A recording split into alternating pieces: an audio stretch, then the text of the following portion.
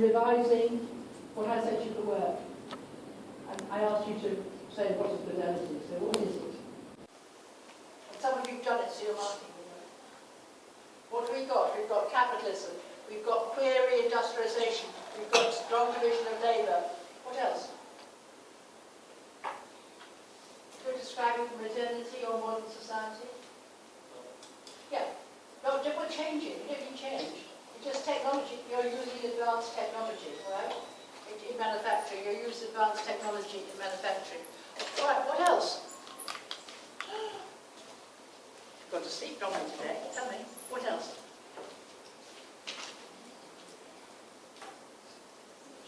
What? What? You've got it. Division of labour. Rationalism. Reason. I asked you to look up the Enlightenment. Reason. Wow. Decisions are made on the basis of reason rather than witchcraft, theology. Right? Reason. The Enlightenment was known as the Age of Reason. Who is that associated with? Comte. Auguste Comte. Also with Weber. Right? Modernity, the Age of Reason. Again with the Enlightenment. What about ruling? How are people ruled in modern societies? In the guide, what do they say? What does the guide say? Democracy. The guide says democracy. I disagree with the guide totally. You can have modern societies that are not democratic.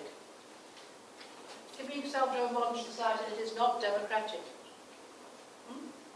Italy, what? China. Although it calls itself democratic, it all depends what you mean by democratic. Germany in the war was not democratic, right?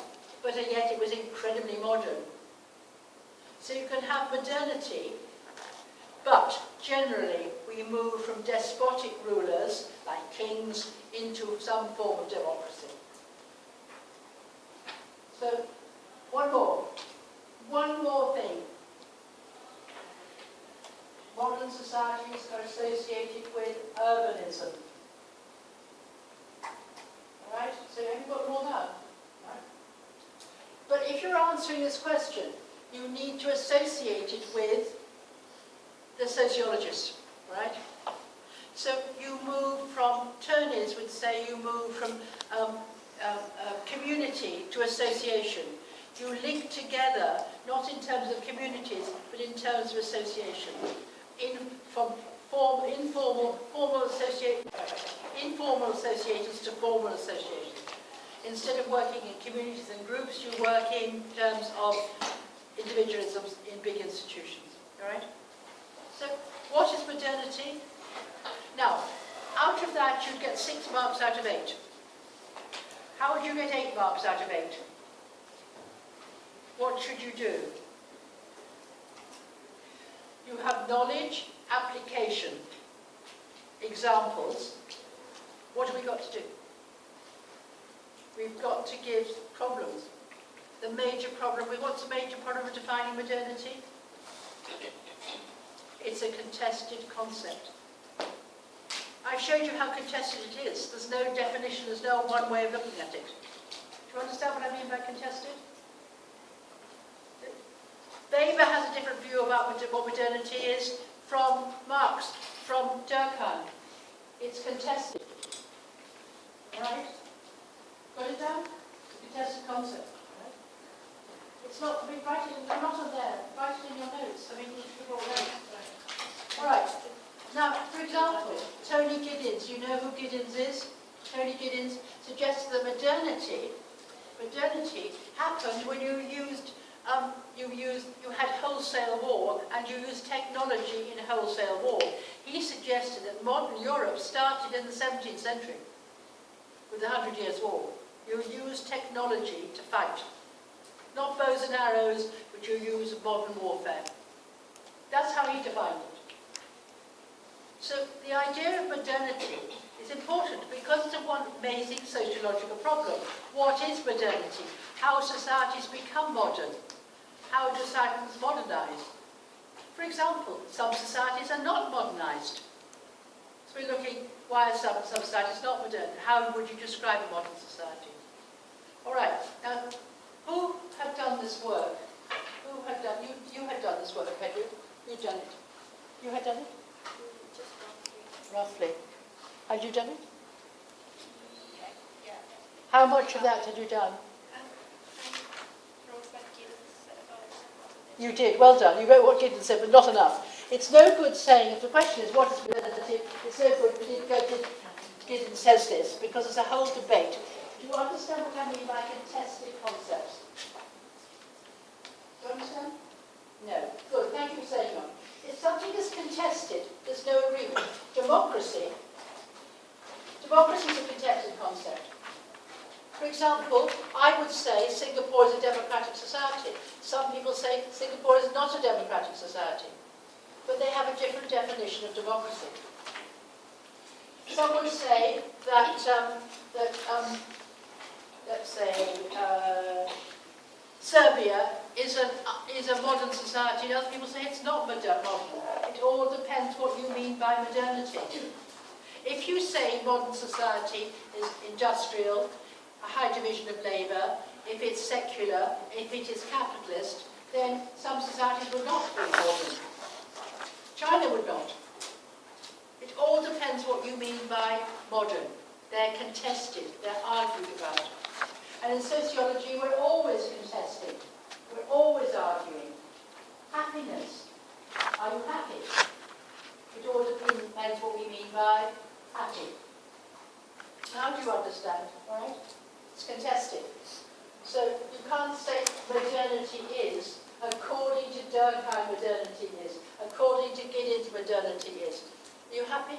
You're looking sad. You happy? Happy? Happy? How do I know you're happy? I have to have a definition of happy. All right, now let's look at the next one. I asked you, what is the collective consciousness? Remember, I asked you to do this work so I can go through it. Unless you practice it, you don't know it, all right? So I know you only had it yesterday and you had a lot to do, but it would be worth it done. Now, what is the collective consciousness? What's the first thing you do with any concept? First thing you do, you put it in its domain. What is it part of? The collective consciousness is a concept used by who? Durkheim. If you had 8 marks, you'd get 1 mark immediately. Right? The collective consciousness is a concept used by Durkheim. What does it represent? What is the collective consciousness? Now, can you just, because we did it yesterday, can you remember what the collective consciousness was? Can you remember what it was? I'm not going to push it to you, just can you remember what I told you about it? The collective consciousness is absolutely central to Durkheim's understanding of the social world. Collective consciousness is a set of group of sentiments and values and ideas which exist, don't they? Which exist over and above the individual. Who creates the collective consciousness? People. The people in any society will create shared means and values. And what does the collective consciousness do? Navneet?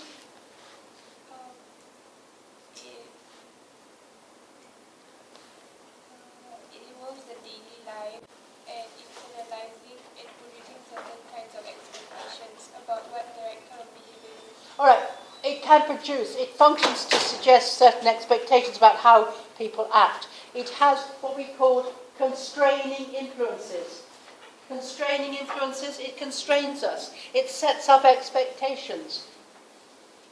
Hi. It sets up expectations. All right? Who creates the collective consciousness then? Who creates the collective consciousness? Who? People. People, through their daily interactions, create a shared value system. Right? Everybody write it down. You might write it down, otherwise you'll never remember it. It's a shared value system. Right? Now, the result of that, through interaction, that value system, this collective consciousness is more than the sum of the individuals that make it up. So it's created by individuals, and it constrains us, all right? Now, how does it constrain us? What is the term that Durkheim used? Is moral regulation, all right? So it morally regulates us. How did Durkheim find out about the collective consciousness? What did he use? What methods did he use to find out? What was the example he used? Where did he find out about it? No, not so. He used it, the Aboriginals. He used secondary analysis to look at what happened in Australia amongst the Aboriginals. He examining the workings of clans in Australia. You've got that down? The workings of clans in Australia. And the clans organised themselves around certain symbols which represented the clan. So who created those symbols but the clan? The symbols then came to represent that clan. And therefore, it had controlling influences, so that when they had the symbol, the people came together and obeyed that symbol. Just like the flag, right? The flag is a symbol. When you see the symbol, it represents Singapore. Yep. So again, it morally regulates. Who creates the symbols? The individuals create the symbols. In turn, it comes to control us and morally regulate us. The collective consciousness. Because Durkheim's view of society was what? What was Durkheim's view of society? It existed sui